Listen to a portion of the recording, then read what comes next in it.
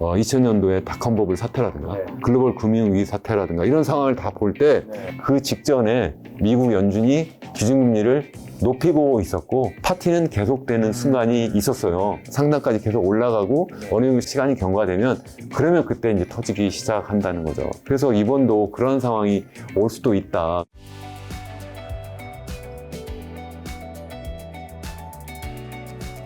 제가 교수님을 이제 모신 이유가 요즘에 이제 사실 주식 시장도 작년이나 올해 초보다 분위기가 좋잖아요. 네. 그리고 뭐 경기 침체도 뭔가 스무스하게 올 수 있거나 아니면 그냥 안 올 수도 있다는 얘기도 점차 나오는데 교수님은 이 위기가 아직 끝난 게 아니다. 올 수 있다라는 코멘트를 좀 남겨주셔서 그에 대한 정확한 이야기를 좀 듣고 싶어서 초대를 했었는데요. 6월에 일단 미국 CPI가 전년 동월 대비 3% 정도 상승했고, 근원 CPI 전년 동월 대비 4.8% 상승하면서 둘 다 이제 시장 예상치보다 낮게 나왔는데, 물가도 어느 정도 잡혀가고 있는가 아닌가 저는 여쭤보고 싶네요, 일단은. 지표상으로는 좀 뭐 잡혀가는 것 같아서 그러니까요. 다행이라고도 생각하긴 하는데 네. 약간 착시 현상이 있는 게 아닌가 저는 그런 생각을 좀 합니다. 착시요. 제가 좀 확실한 그 자료를 우리 시청자분들과 공유하기 위해서 가져온 차트를 한번 같이 보면서 말씀을 한번 나누면 좋겠는데요.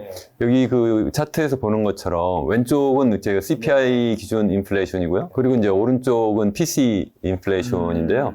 왼쪽 그 CPI부터 우선 보시죠. 가장 최근 자료가 이제 지난 6월 달까지 자료가 있는데 파란색으로 되어 있는 것이 이제 헤드라인. 모든 이제 상품 서비스를 다 포함하는 그러한 물가 지표로 본 인플레이션 인데요. 그거는 여기 보시는 것처럼 지난해 9월 이후에 급격하게 떨어져서 지난 6월이죠. 그때부터 쭉 떨어져서 지난 6월은 딱 1년 만에 3.0으로 크게 하락하는 것으로 이렇게 나타나고 있습니다. 그렇지만 우리 그 식료품과 에너지를 제외한 코어 인플레이션 으로 이렇게 보면 근원 인플레이션이라고 우리 한국말로도 하잖아요.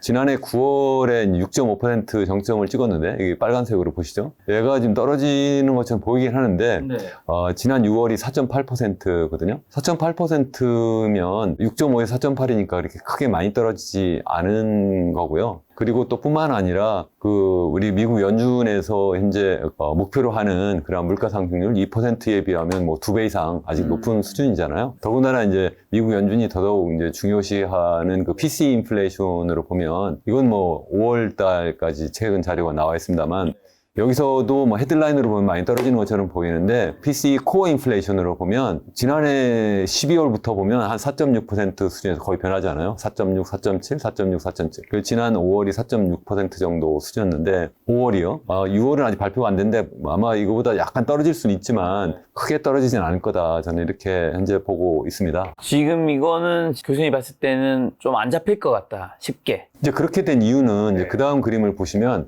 이번에 이렇게 떨어진 것처럼 보이는 이유가 사실은 그 가장 중요한 것이 소위 에너지 가격이잖아요.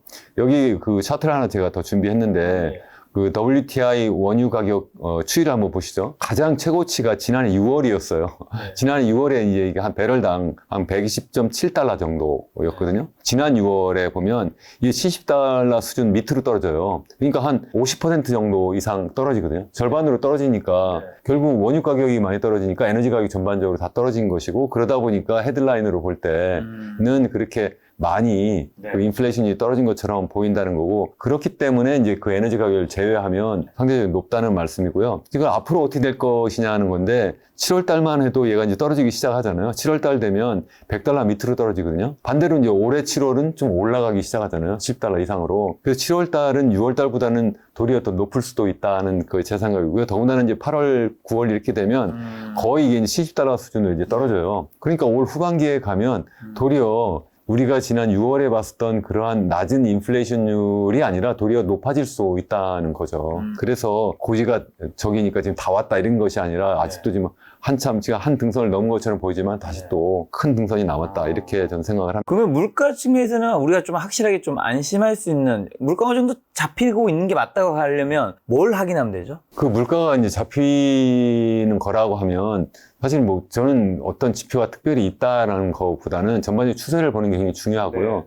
또 한 가지 중요한 것은 이제 결국은 이제 지금 어떤 정책적으로 지금 물가를 잡으려고 하는 거잖아요. 정책을 쓰는 것이 이제 가장 중요한 것이 이제 통화 정책인데 지금 현재 금리 정책을 쓰잖아요. 그래서 기준금리를 2022년 3월부터 이제 올리기 시작했잖아요.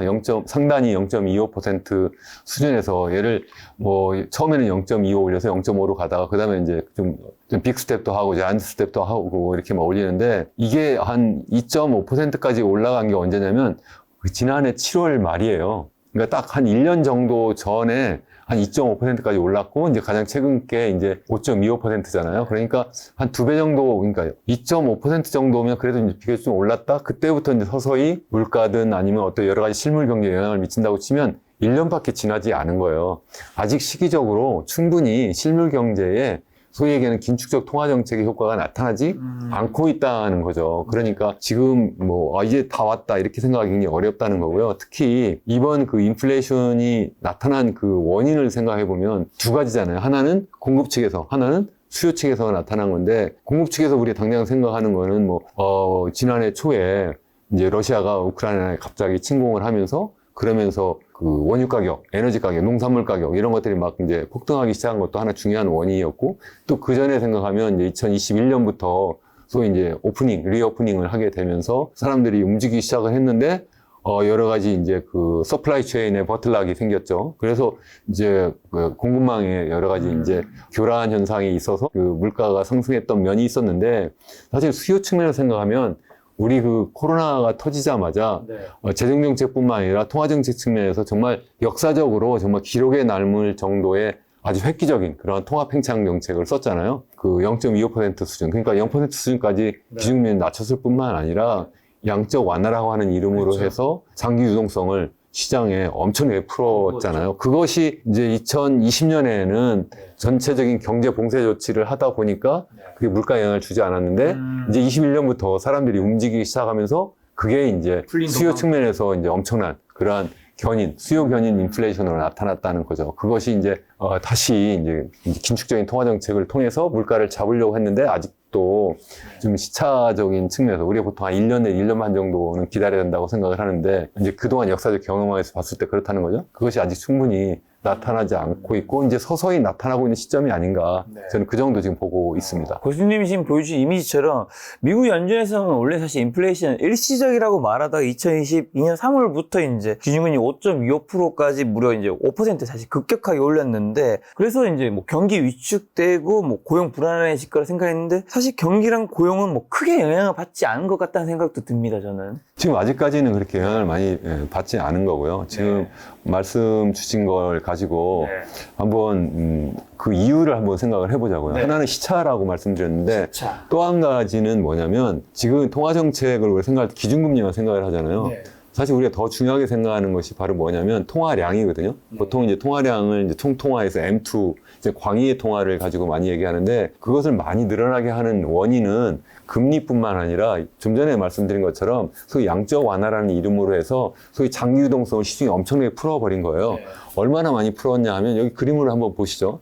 여기 보시면 그 왼쪽에 그 2008년도에 갑자기 이제 소위 얘기하는 서프라임 모기지 사태가 나고, 그러면서 글로벌 금융위기가 나잖아요. 그러면서 미국 연준이 사상 초유의 그런 양적 완화 조치를 하는 거예요. 왜냐하면 기준금리도 0% 수준까지 낮췄는데 그거 가지고 충분히 경제를 살릴 수 없다고 판단을 하니까, 소위 얘기하는 유동성 함정에 빠지다 보니까 이거 금리만 낮춰가지고 되지 않은 것이다. 그래서 장기적 유동성을 공급하자. 이건 사실은 일본에서는 잃어버린 10년, 20년 하면서 조금씩 썼던 그러한 정책이긴 한데, 미국에서 이제 처음 쓰는 거예요. 그래서 어떻게 했냐면 여기 보시면 미국의 그 대차대조표상에서 보면 현재 갖고 있는 2008년도 당시에 자산이 얼마 정도 되냐면 1조 달러 정도의 그러한 채권을 갖고 있었는데, 갑자기 1조 달러 이상 이렇게 채권을 추가적으로 매입을 하는 거예요. 주로 장기 국채, 아니면 MBS, 소위 얘기하는 부동산 담보 채권이라고 하는 것을 한 2대1 정도 보통은 많이 사는데, 그때도 이렇게 많이 이제 샀습니다. 샀는데 그 뒤에도 계속 조금씩 경기가 안 살아나니까 또 한 번 사고 이렇게 해서 2014년에도 사고 이래요. 그러다가 이제 코로나 터지기 전에 좀 줄여가지고 이게 한 4조 달러 정도까지 이렇게 대차대조표 상으로 미국 연준이 갖고 있는 보유 채권이 있었는데, 코로나가 탁 터지니까 이거 보세요. 4조 달러에서 어디까지 올라가냐면 7조 달러까지. 한 3조 달러 더 풀잖아요. 그 다음에도 계속 올려서 얼마까지 올라요? 거의 9조 달러까지 올려요. 그러니까 4조에서 9조까지 가니까 5조 달러 정도를 더 풀게 되는 거예요. 그러니까 이미 갖고 있었던 그러한 그 대차 대조표 상의 그 보유 자산보다 2배 이상 더블이 된 거고, 코로나 상황 때 풀렸던 장기 유동성보다 훨씬 더 한 3배 정도 이상 급격하게 많이 풀었다는 거예요. 그렇게 되면서 시중의 유동성이 많이 풀리다 보니까 그것이 엄청난 수요 견인 인플레이션 압력이 된 거고, 그것이 아직 충분히 회복이 안 됐다는 것을 제가 보여드리려고 이걸 사진 그림을 보여드리는 건데, 여기 보시면 최고치에서 우리가 지금 기준금리상으로는 금리를 많이 지금 올리고 있지만 0.25에서 5.25까지 이렇게 무려 5%포인트 이상 이렇게 급격하게 1년 만에 올렸지만 이 유동성 풀린 걸 보면 얘가 지금 거의 안 줄었어요. 9조 달러 정도 수준이었는데 지금 얼마 정도 되냐? 8.3조 정도 돼요. 지난 3월 달에 소위 그 실리콘밸리 뱅크 사태라든가 이런 사태가 막 중견은행들이 막 파산하는 상황이 되잖아요. 그러다 보니까 이제 또 긴급 또 자금을 지원하는 방식으로 해서 또 잠깐 또 늘어났다가 지금 좀씩 줄어드는데, 줄어드는 게 소위 QT라고 하잖아요. 이 QT가 적극적인 QT가 아니라 어떻게 하냐면 만기가 돌아오는 거를 새 것으로 새로 사서 채우지를 않는 거예요. 그러다 보니까 이게 뭐 빠른 속도로 줄어들지 않고 있는 거예요. 그게 무슨 문제냐. 그게 장기 유동성 뭐 그 정도 가지고 뭐 문제가 없을 수 있지 않느냐 하는데, 다음 그림을 보시면 이게 총통화거든요. 총통화가 여기 보시면 2008년도에도 크게 늘어나지 않았었어요. 그렇게 유동성을 공급했어도. 왜냐면 그렇게 해도 화폐 유동속도가 크게 늘어나지 않아서. 왜냐면 경기가 나쁘니까 사람들이 돈을 풀어도 쓰지 않았는데, 여기 보시면 얘가 급격하게 한번 이제 총통화가 늘어나잖아요. 그래서 얘가 얼마까지 늘어나냐면, 코로나 터지기 이전에는 이게 한 15조 달러 정도 시중에 있었어요. 여기 보시면. 그랬는데 얘가 어디까지 오냐, 2조 가까이, 21조 한 5천억까지 이렇게 막 21조 7천억 달러까지 올라가서 무려 코로나 상황 이후에 무려 40% 증가한 거예요. 엄청나게 증가했죠. 그 뒤에 지금 이제 그의 양적 완화를 좀 양적 긴축으로 바꾸면서, 그리고 또 이제 단기적으로 이제 기준금리를 또 이제 많이 높이면서 약간 줄어들긴 줄어들었지만, 지금 제가 보시면 장기 추세선에 비하면 얘가 지금 얼마나 많이 늘어 있어요. 그 얘기는 무슨 얘기예요? 이만큼 초과 유동성이 시중에 풀려 있다는 거예요. 그러니까 지금 물가라든가 아니면 고용이라든가 이런 지표들이 아주 쉽게 이 연준이 생각하는 만큼 잡히지 않고 있다. 그러니까 어쩌면 더 시간이 많이 필요할 수도 있다. 저는 그렇게 생각을 하고 있습니다. 지금 그리고 또 주식시장도 보면 뭐 나스닥 지금 14,000, S&P 500이 또 4,500까지 올랐단 말이죠. 많은 분들이 이제 우려한 것과는 좀 다르게. 그럼에도 이제 교수님 어쨌든 미국발 폭탄 전혀 사라지지 않았다. 지금 방금 보여주신 거 외에 또 어떤 게 또 있을까요? 그러니까 그렇게 이제 유동성 잔치가 아직 안 끝났다는 건데, 그렇다고 해서 그러면 전혀 안 끝날 거냐? 그렇지 않다는 거예요. 그러면 어떻게 꺼지냐? 어느 순간 이제 버블이 꺼지는 방식으로 이게 소위 얘기하는 초과 유동성이 이제 그 문제를 일으킬 것이다. 저는 이제 그렇게 생각을 하는데요. 결국 우리 이 경제 이론적으로도 보면 물가를 잡기 위해서는 좀 전에 말씀드린 것처럼 어떻게든 수요 관리 정책이라고 보통 얘기하는데, 기준금리를 높이고 아니면 이제 유동성을 이제 줄여가는 방식으로 해서 수요를 축소시킨다는 거죠. 수요를 축소시킨다는 것은 소비를 줄이고 투자를 줄이고 하는 방식으로 해서 어떻게든 잡아야 되는 거예요. 그래서 결국 실업률도 늘어나고 물가도 잡힌다는 건데, 시차 때문에 이게 좀 시간이 걸린다는 거고, 또 유동성이 현재는 많이 풀려있기 때문에 좀 더 시차가 더 오랜 시차, 좀 더 긴 시차를 우리가 가져갈 수밖에 없다는 말씀인데요. 우리 과거 상황을 한번 잠깐 보자고요. 2000년도 그 닷컴 버블이 껐잖아요. 2000년 3월에 꺼졌잖아요. 자, 이 차트를 보시면 이게 지금 빨간 선으로 그려져 있는 것이 소위 미국의 기준금리 추이예요. 기준금리 추이인데, 여기 보시면 언제부터 기준금리를 올리기 시작하냐면 여기 보시면은 기준금리를 급격하게 올리는 것이 2000년도, 1999년 여기 한 4.5% 수준에서부터 얘를 조금씩 올려요. 아, 이거 지금 너무 지금 그 소위 얘기하는 그 닷컴 기업들, 인터넷 기업들이 막 우죽순 나타나고 엄청난 뭐 자금이 거기에 막 투자되고 이러면서 막 버블이 막 끼어가니까 연준이 기준금리를 이제 올리기 시작을 하는 거예요, 조금씩. 그래서 얘를 갖다가 4.75였던 것 같아요. 4.75에서 얘를 궁극적으로 그 2000년 중반까지 6.5까지 이렇게 계속 올리거든요. 이렇게 한 1.75%포인트 정도 이렇게 올리는데, 이렇게 올리는 기간 동안에 소위 얘기하는 GDP 성장률하고 실업률 추이를 한번 보자고요. 실질 GDP 성장률은 여기 녹색 선으로 보여지고 있는데, 지금 여기 그 기준금리를 올리는 동안 얘가 떨어지지 않잖아요. 계속 같이 가고 있어요. 이때 지금 어느 정도 경제 성장률이냐면 여기 보시면 왼쪽에 5%라고 써 있잖아요. 4.75%, 한 5% 수준 이 정도면 초호황이에요. 미국 같은 경우에 보통 완전 고용 경제 성장률을 보통 한 2.5% 정도 보거든요. 그 2배 이상 지금 엄청난 호황을 누리고 있는 상태예요. 그러다가 얘가 어느 순간에 가가지고도 얘가 지금 동결하고서 한참 또 가요. 그러니까 얘가 떨어지기 시작을 해요. 떨어져도 경제가 이렇게 막 이제 침체 상태로 가도 그리고 연준은 또 금리를 쉽게 낮추지도 않아요.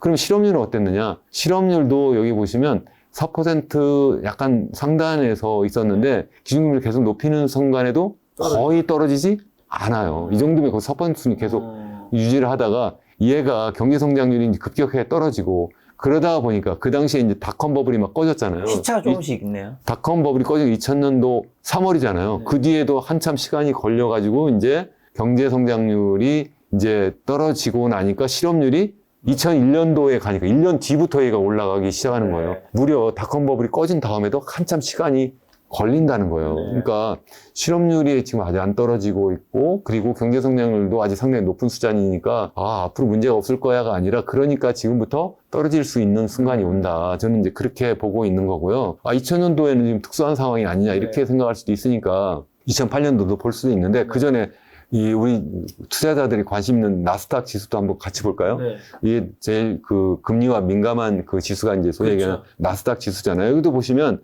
여기 아까 그 당시 나타난 1999년 이제 초부터의 기준금리를 막 높이는 순간에 하단에 보시면 여기 나스닥 지수는 계속 더 빠르게 올라가고 있어요. 그래서 얘가 지금 한 1년 반 동안 여기 보시면 한 1500에서 얘가 한 5,000까지 올라가잖아요. 그 다음에 얘가 이제 닷컴 버블이 꺼지는 게 바로 2000년 3월이라고 했잖아요. 닷컴 버블이 꺼지고 있는데 꺼질 때도 기준금리를 계속 높은 수준을 계속 유지하고 있었다 하는 얘기고 그래서 얘가 1년 반 만에 원위치로 돌아와요. 한 1500 수준으로. 이거 보시면 거의 데칼코마니잖아요. 그렇게 한번 꺼지면 무섭게 꺼질 수도 있다는 거죠. 그러면 더 다른 예가 없느냐 하나 더 제가 가져왔어요. 그게 뭐냐면 미국의 그 소위 1929년 세계 대공황 당시에 그 연방기금 금리를 한번 보자고요. 당시는 사실 통화정책이라는 것도 없었어요.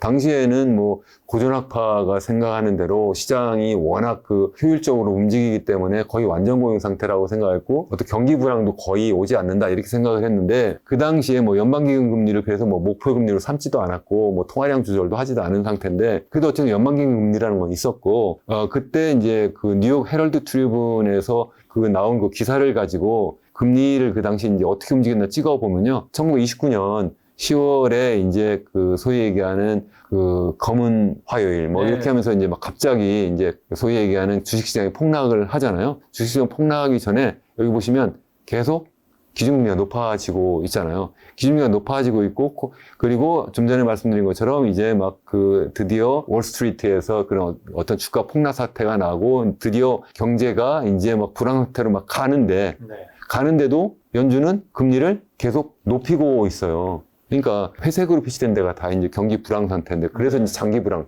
한 10년 정도의 장기 불황 사태로 막 가고 있고요. 그 당시 상황을 이제 GDP 성장률하고 통화량으로도 보더라도 여기 보시면 1929년 전까지 여기 보시면 그 리얼 GDP는 계속 상승하다가 이게 떨어지고 있는데 최근 그 바로 직전에 여기 보시면 1928년, 29년 이때 통화량을 줄이잖아요.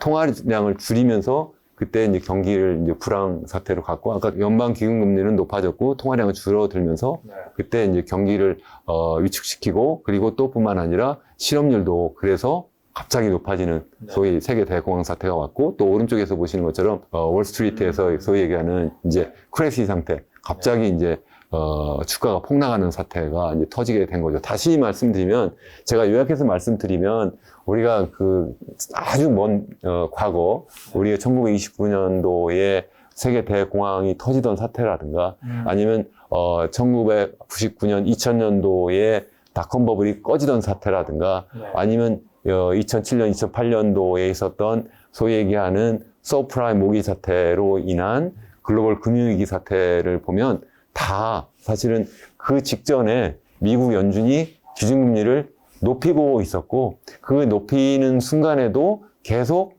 파티는 계속되는 순간이 있었어요. 실질적으로 뭐 경제 성장률도 높았었고, 그리고 또 실업률은 낮은 상태였고, 그리고 주가 지수는 계속 높아지고 있다가 어느 정도 상단까지 계속 올라가고 어느 정도 시간이 경과되면 그러면 그때 이제 터지기 시작한다는 거죠. 그래서 이번도 그런 상황이 올 수도 있다. 그래서 이제 제가 말씀드린 것처럼 한 1년 정도 이제 시간이 지났잖아요. 기준금리를 이제 연준이 급격하게 올리고 있는 그러한 상황이 한 1년 정도 지났는데 아직도 그렇지만 장기 정도가 많이 풀려 있어서 좀 더 시간이 걸릴 것 같다. 그래서 저는 적어도 앞으로 빨라도 올 후반기 아니면 내년 전반기 정도에는 경기가 급격한 침체 그리고 또 그에 따라서 주가도 좀 굉장히 급격하게 하락하는 상황이 올 수도 있겠다. 이런 염려를 이제 하고 있는 겁니다. 그리고 그래서 2008년도 상황을 한번 보실까요?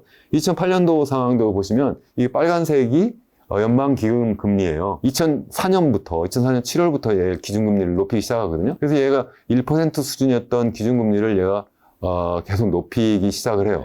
높여서 언제까지 올리냐면 2006년 7월까지 한 2년여 동안 계속 올려요, 얘를. 이거 계속 올리는데 여기 보시는 것처럼 녹색이 아까 말씀드린 대로 GDP, 실질 GDP 성장률인데 얘가 4.0% 수준에 있다가 조금씩 떨어지는 것 같지만 급격하게 경기가 나빠지지 않아요.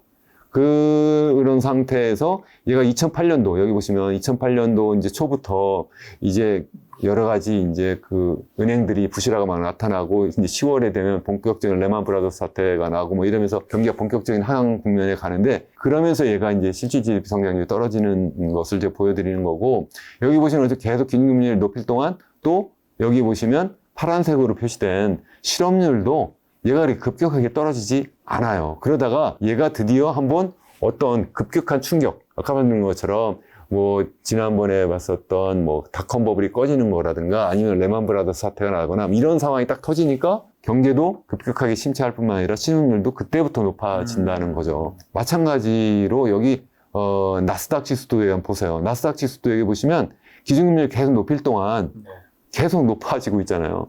하여튼 상단에서 계속 유지할 동안 한동안 계속 높아요. 2007년 초부터 미국의 소위 얘기하는 지역은행들 조그만 것들이 계속 부실화 상황이 계속 나타나고 있었거든요. 그래도 계속 나스닥 지수는 계속 얘가 상승하고 있었어요. 그러다가 본격적인 그 소위 레만 브라더스 사태가 나고 그러면서 경기 불황이 이제 본격화되니까 그때부터 소위 얘기하는 이 그 나스닥 지수가 본격적으로 하락하는 그러한 상황이 된다는 거예요. 그래서 다시 말씀드리면 우리 그 1929년 사태라든가 아니면 2000년도에 닷컴 버블 사태라든가 아니면 2008년도에 글로벌 금융위기 사태라든가 이런 상황을 다 볼 때 기준금리를 계속 높일 때는 별 문제가 없었는데 이게 도리어 상단에서 위치하다가 어느 순간에 가니까 실질 경제 성장률도 하락하고 그리고 실업률도 그때부터 높아지고 그때 주가 지수도 좀 급격하게 빠지더라.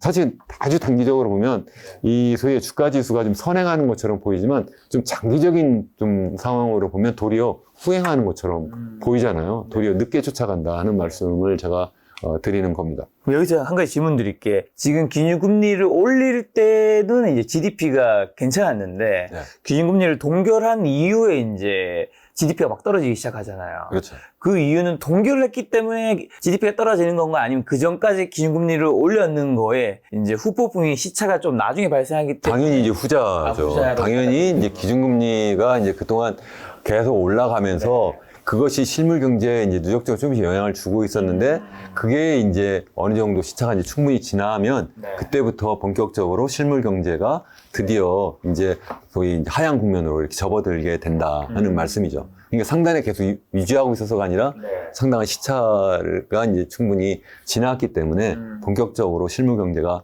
하락하는 그런 상황이라고 볼 수가 있겠습니다. 여기서 그리고 이제 2008년도 때 이제 금리랑 나스닥 어떻게 보면 동결한 이후에 금리를 인하할 때부터 증시가 굉장히 폭락을 한 거잖아요. 그렇죠. 그렇게 이해하면 되는 건가요? 그렇죠. 그러면 한마디로 지금 연준이 다음번 금리 인하를 하게 되면 우리는 단순히 생각했을 때는 증시 어쨌든 기업들이 투자도 많이 할 것 같고 뭐 좋을 것 같지만 증시 폭락으로 이어질 확률도 굉장히 높다고 봐야 되는 거예요. 당연하죠. 연준이 기준금리를 낮추기 시작한다는 거는 경제가 이미 상당히 힘들다. 힘드는 상황으로 가는 거예요. 그러니까 당연히 기업의 어떤 가치를 나타내는 주가 지수는 당연히 이제 그때부터 폭락하게 되는 거죠.